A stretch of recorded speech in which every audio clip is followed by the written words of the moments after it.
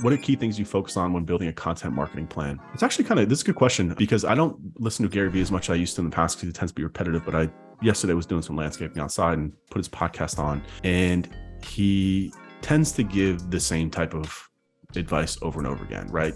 Create content, create more of it, period. That's like a lot of his advice. And he's not wrong in that. And he's a very, very, very smart person because he knows how to hedge his bet, right? He knows that if you do create 10 pieces of content a day, you're probably going to have success. It's the way that it is. So his advice is always kind of right. But something that he said that was very interesting was if you listen to his 4D sessions, when he gets asked questions like this and he doesn't have time to prepare stuff, he made a comment where he's like, actually, I've never really said this before, but he's like, something that I definitely take for granted and a mistake that I make when recommending is that I take for granted how good I am at ideating content topics and just knowing what's going to work on TikTok, knowing what's going to work on Instagram, where a lot of people are like, Gary, I've been creating 10 pieces of content a day and I have no traction. And it's like, yeah, because you're creating the wrong content. You don't understand the nuances of the platform, right? You're trying to push long form video or like really boring calls like this on TikTok. Like if you try and clip this and put it on TikTok, it's going to go nowhere, right? You have to create content specifically for that platform. Context is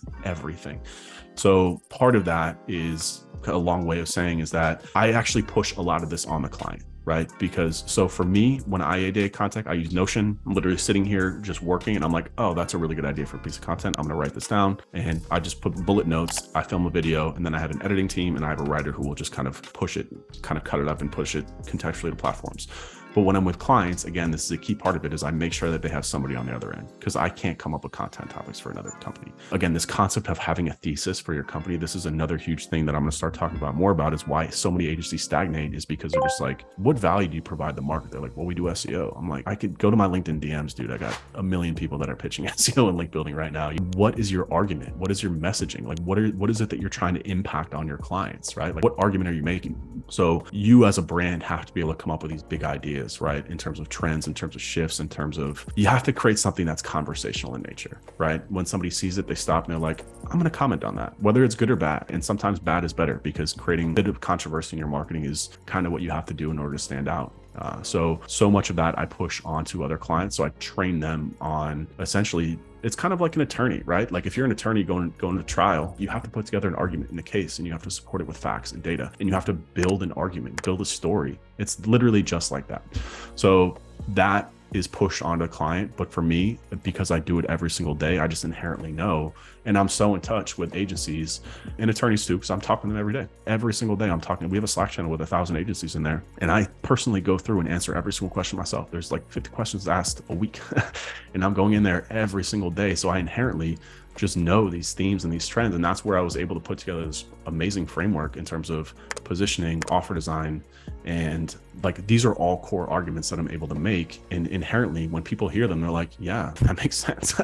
Because I sit exactly where every agency sits. I've been doing this for such a long time. I inherently know. And I think every business has to be able to do that. And so the real conversation is how do you tap into the client to make sure that they can give you the insights that they need to create effective content? Because if you are just creating content off of keywords, you're going to get some traffic. You might get some customers. You might move the needle a little bit, but like where things get really explosive and you really start to stand out is when you have a thought, you have an original argument, you have an original idea, and you're able to effectively communicate that. So the real question is, how do you impact that? And for me, I make sure that they have a content person to do that. And that's kind of the beautiful thing too about, let me just say this, that I do. So I have a third company. It's called Ryan Stewart Consulting. That's where I do like my brand consulting. That is where I make them have a content person. At our agency Webris, and this is why you have to be very mindful and thoughtful. The reason why I worked with attorneys wasn't because they have a lot of money and they're willing to spend on it. It's because I don't have to do that with them. I can still create blog content and paid search ads and make them more money. And that's key. And we actually hired an attorney who does all the writing for our clients. So we're able to get that subject matter expertise, but it's really just a matter of understanding the law and there's no argument to be made there, right? And then it's just